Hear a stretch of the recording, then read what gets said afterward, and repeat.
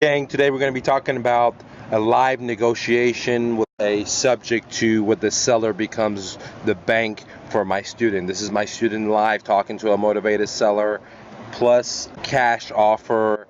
And so I'm going to present it to you, and then I'm also going to critique him. I'm going to also coach him on the areas that he made the mistake.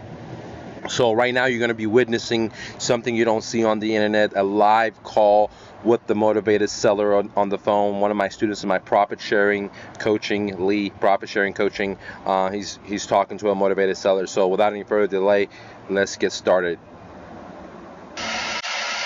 Alex, can you hear me? Yes. Oh, hey, it's Adrian again. So I did my homework on this property, and I really do want to buy it. And Yeah. I actually like where it's placed. Like it's kind of placed in like the business part of Ennis, where all the little jobs are. Mm-hmm. Yeah, All right, so he did an excellent job when he started it out. Let's listen to it again. Alex. Alex, can you hear me? Yes. Oh, hey, it's Adrian again. So I did my homework on this property, and I really do want to buy it. There you go. That part is very, very good because when I talk to home sellers, I'm giving them hope that I am the solution they're looking for. I really want to buy it. I want to buy your house. Consider your house sold. Those are the vocabularies that I use and I train my students to use because you don't want to be a wishy-washy buyer where you're not sure if you want to buy it. You're wishy-washy because when you talk to motivated sellers, they're looking for a solution and they want someone that's going to be able to have the experience or the desire to get this problem out of their hair. Okay, so my student Lee did a great job by starting it off and saying, look, I've done my homework. I really want to buy this property. Okay, so I'm going to talk about the good and the bad. And Yeah. I actually like where it's placed. Like it's kind of placed in like the business part of Ennis, where all the little jobs are. Mm-hmm. Well, that part, Lee and my students in profit sharing and anyone else that's listening to me right now, that part is not really necessary. You just tell them you really want to buy the house, consider your house sold, and then now you can move into the presentation. You're not gonna fluff the seller a whole lot about why you love the property, whatever. They don't care about that. Okay, they may love it, they may not love it, and we don't care about that. Okay, so we're not gonna fluff that with that kind of information. Why we love it? We just tell them we love it, and we move forward. Yeah. So this probably would be a perfect rental for me. So hey, I'm gonna run a couple options by you, and just Now, the part that he said that it's going to be a good rental for him, that's a good part. The other part in the front was just too much fluff. tell me which one you leaning towards. So I haven't done like my full homework, like the exact to the penny numbers.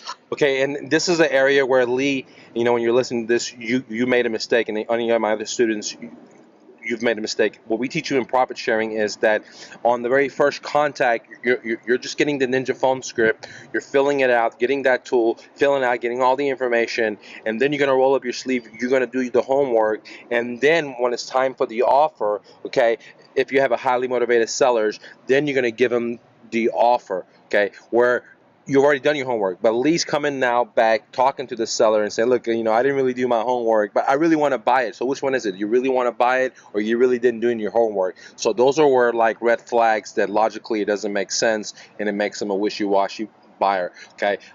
Now, the way I teach it is negotiation. Actually, it's better just to get in my profit sharing coaching, guys. We go all into details. Let's go ahead and listen to it for a few more minutes.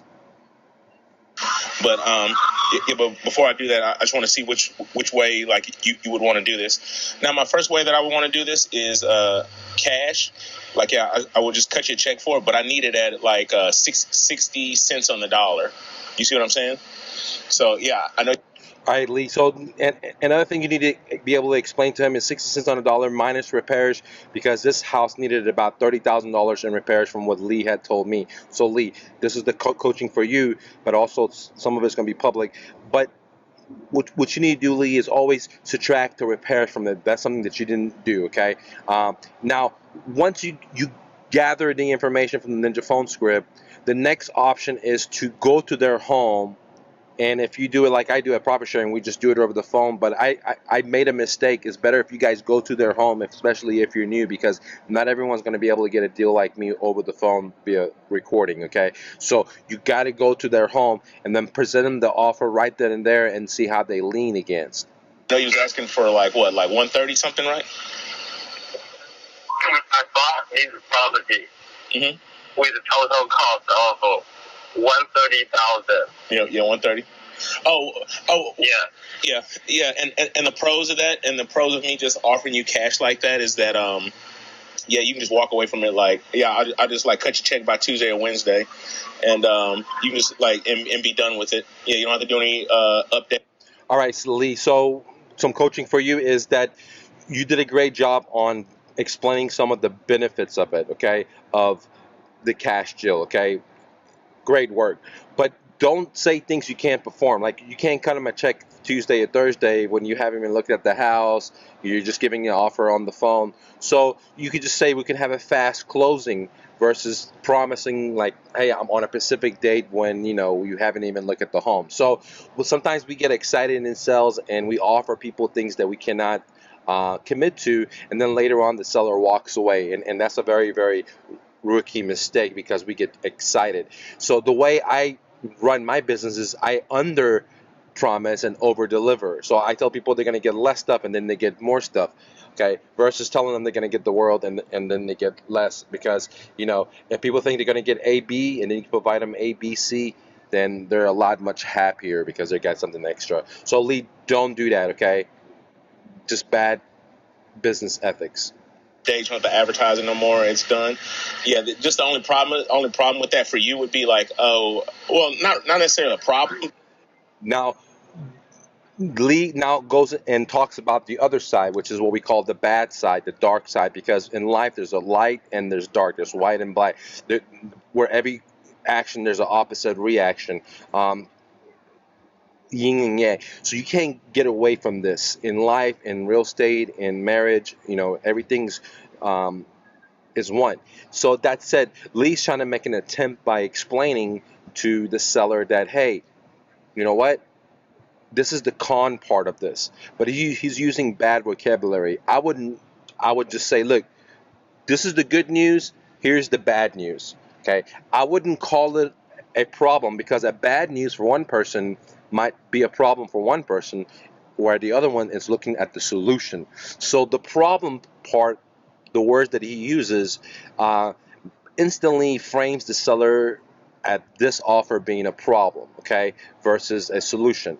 So this is where Lee tries to make an attempt to talk about the yin and the yang, to talk about both sides, but he comes to a conclusion for the seller that this will be a problem. And I don't like using words like that. So Lee, don't use words like that. I would say, look, here's the good news, here's the bad news, okay? And in a sense, it is both sides, and I'm kind of saying bad news, but I'm not saying it's a problem, because a bad news is, hey, can be a solution or positive for someone else, where someone can take it as a bad news. So it all depends on the individual. So let's move forward. But it would just be like, oh, I can't give you like that full price that you're asking for. You see what I'm saying? So like that's just option one. Option two, I'm trying to think here. What if I paid you like what you're asking for, like a little bit? Okay, guys, if anyone's watching this on Facebook and YouTube, then what you need to do is just join my profit sharing. It's only $14.95 for the year, and you'll be able to go into this. We're actually, this Saturday, we are going to go into this video in full for everyone there. It gets really, really juicy there. We talk about the owner financing. So if you're interested, then join us in our profit sharing. It's less than $1,500 for the whole year, guys, and I'll work with you to split the deals on the profits. It's out of this world. It's more valued than is being advertised. And if you're hungry and you're not a slacker, then this is the place for you. If you're an excuse maker, then no one can help you, not even Jesus or God or whoever you believe in. Okay. That said, click the like button, share this message, and highly recommend joining my profit sharing. All right, let's move forward, guys.